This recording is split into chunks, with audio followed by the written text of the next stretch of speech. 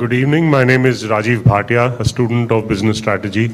I don't know about Andhra Pradesh being a new state in any way, but it's definitely a forever young state. I was at the Partnership Summit in Hyderabad in 2003 January, and it was quite an experience. You've spoken about what Andhra Pradesh is about. But presently my interest now after working for about three and a half decades has gone upstream into working with the rural economy and helping farmers get organized, professionalized and formalized. And we see many farmer producer companies coming up. I'm very close to the Northeast also. I know that Andhra Pradesh is also very close to the Northeast. So I just wanted to ask you about, the momentum that is there to get these farmers organized and make sure that they stick on, the next generation stick on with this profession, because they tend to be leaving and doing other things. So if you could reflect on that, please. Thank you so much. No, absolutely. I think that's a very, very good question. So let's talk about Bharat for a minute.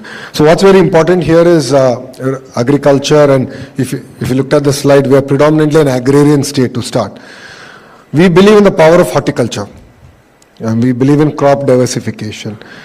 If you look at the Rayalaseema region, which was historically dry and arid land, we've been able to leapfrog. In 5 years, between 14 and 19, we've done some exciting work around banana, mango, and few other specific commodities, where primary and tertiary processing was actually done in that ecosystem. So we've been able to leapfrog in that sense.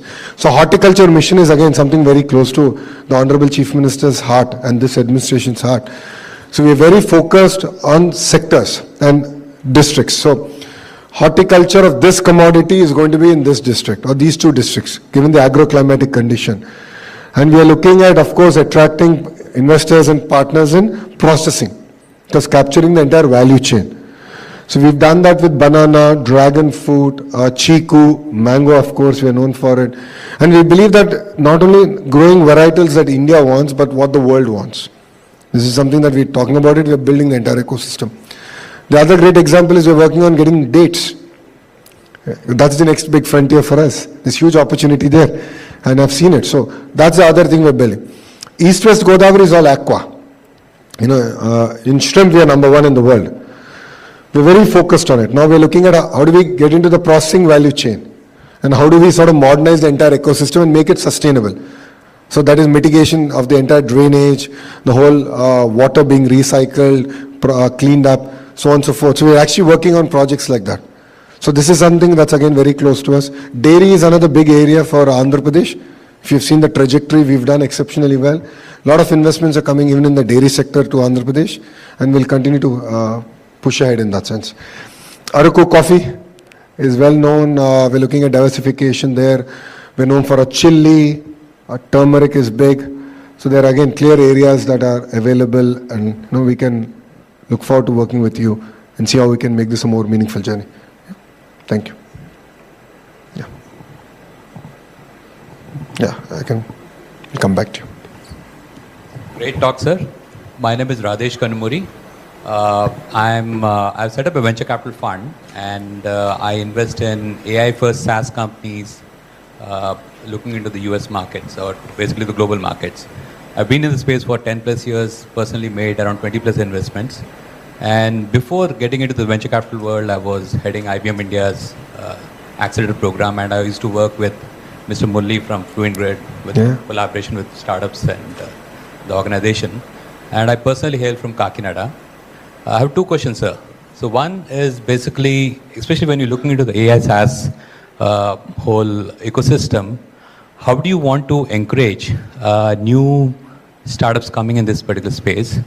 And second is one of the observation that I've had in this space is that early stage startups need customers. And one customer in the early stage is equivalent to probably 10 customers when they are like in the subsequent stages. So are there any initiatives, or you have any plans to make initiatives to see that there can be some adoption from the government side for early stage AI SaaS companies? To answer the first question, both are intertwined. the first and second question, right? That is where we are looking at the Ratan Tata Innovation Hub taking the lead. So I don't want to create an accelerator or an incubator that is a glorified real estate. I want to be very focused on actually mentoring. We've done this between 14 and 19, where we had real estate and we said companies can come plug and play, but we've seen success, but very limited success. That's when we realized we can do better.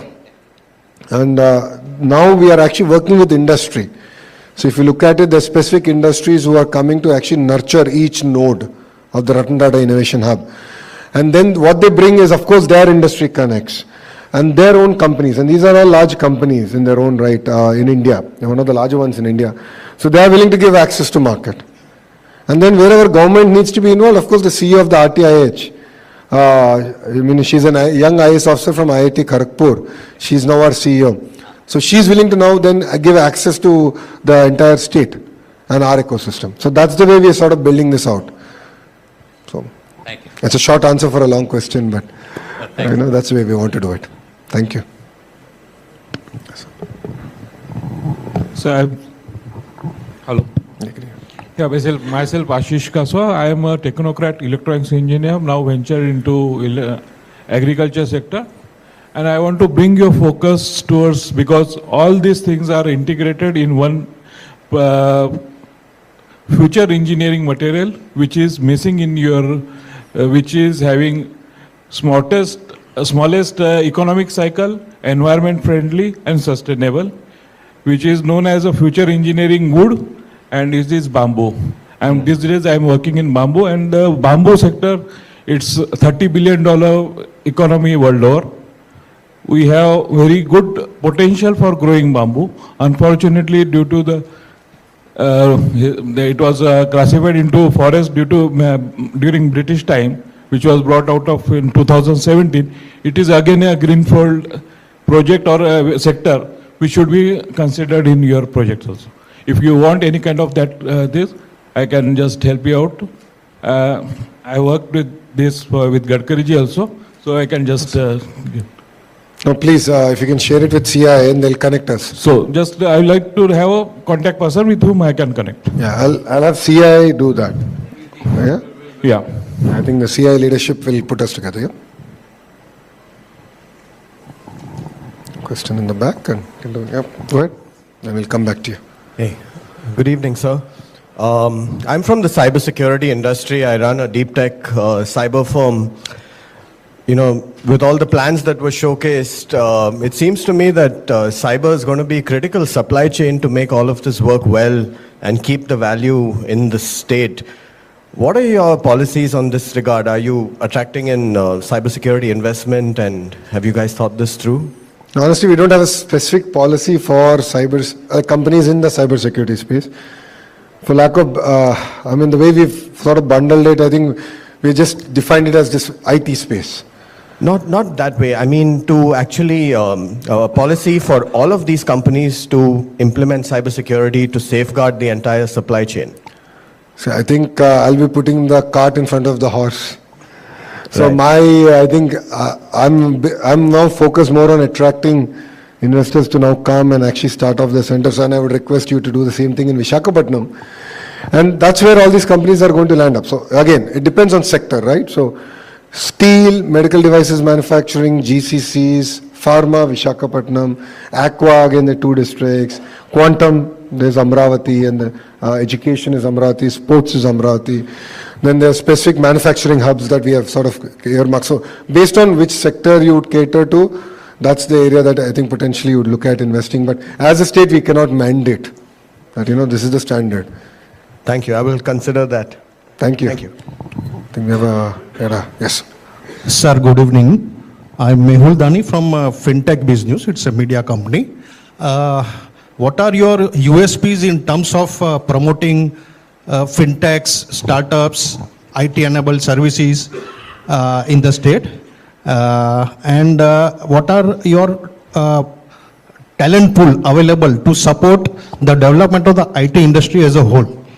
Local human resource and talents. Thanks. Great, thank you. The first one, we have a clear startup policy, so I'll be more than happy to share that. the incubator slash accelerator is the Ratan Tata Innovation Hub. So Visakhapatnam also has a node, and that's where it will be predominantly focused on the sectors that Visakhapatnam is going to focus on attracting, the investments it's going to attract. The third part, the idea for us is to build this entire ecosystem in a very symbiotic manner. So that's where, we believe in the partnership of the private sector coming in, and we are enabling them to sort of run this entire ecosystem. I'm sorry, I forget your second question. HR, yeah, thank you. Most important question. Okay, globally, if you look at the IT pool, close to about 35% would be Indians. And in that, 40% will be from the Telugu-speaking states of Andhra Pradesh and Telangana. So we are the suppliers of IT talent globally. So talent is of no dearth in Andhra Pradesh, especially in IT space. So if you look at why TCS, Coxy, and few other players who will be announced soon are coming, it's because we have the talent. The talent pool exists. Even in their companies, currently, there's a huge workforce coming from Andhra Pradesh. Historically, because we were erstwhile Andhra Pradesh, which was Hyderabad as a capital, all the pool used to go to Hyderabad. Post bifurcation, it took us a bit of time to find a feet on the ground, but we've done it now. And that's why everyone's looking at coming to Visakhapatnam as far as IT is considered, and then Amravati as far as quantum is considered. So there's a clear thrust area, clear focus. In terms of education institutions, we are known for it in the IT sector. Of course, we have the IITs. We now have SRM, WIT. BITS is coming to Amravati. So BITS Pilani, after that, is now doing a campus, BITS Pilani, Dubai, and then now Amravati. So 90 acres, they're going to start soon. So talent will be no problem. And we have it. And as IT Minister, once Naipunyam platform launches, which is about a month away, click of a button, you can assess based on age, education, skill level. Because in IT, it's easier to look at the skill assessment or skill census. We're actually going to do that. So on touch of a button, you'll actually have talent available. And if there's any shortage in any specialities, let me know, and as a skill minister, I'll ensure we deliver on it. Thank you.